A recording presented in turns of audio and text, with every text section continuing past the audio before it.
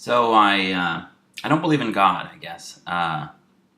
Although I've always called myself an atheist, and I feel like I might prefer the term non-theist because it's just saying I'm not a theist, and it doesn't get into the whole atheist versus agnostic thing, which can be tricky. And some people want to just, it all comes down to how you define God. If I say I don't believe in God, I really mean like the God of the Bible and the versions of God I've heard people talk about. If you want to take the notion of God back to where it's this really vague thing that, could have set in motion the Big Bang, perhaps, right? And everything that we can. So there's like everything that we could ever hope to detect about our universe, and then everything beyond that is God. But then, I can't really say anything about that. Sure, maybe. It's like saying, hey Aaron, did you enjoy page -1 of that book you just read? I don't know. Well, then you're agnostic. So, who cares really about the semantics? Some people do, like semanticists probably do. But for the most part, like no one presses me to believe what they believe, and I don't press other people to believe what I believe.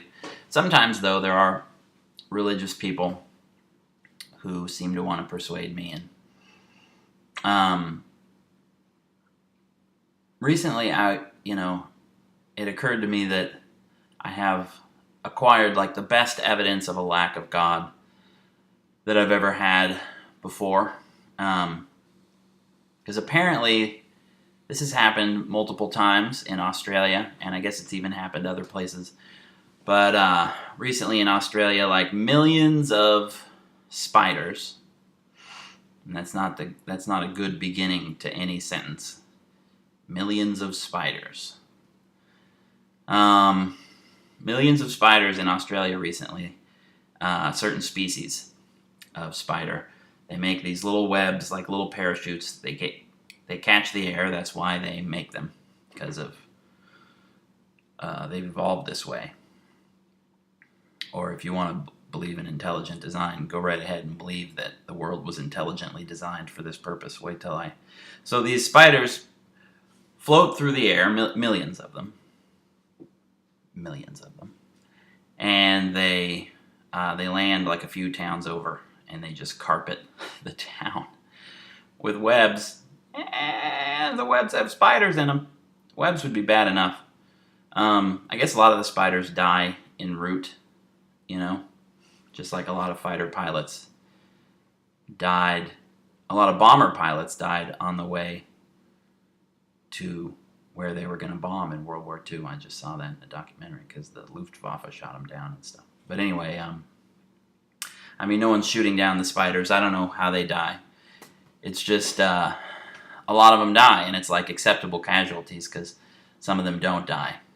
And then there's some benefit to their doing this other than terrorizing my imagination.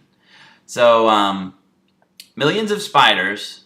So the point is that if you live in the town where the spiders land, right, then it's like it's effectively raining spiders. So yeah, I don't believe in God.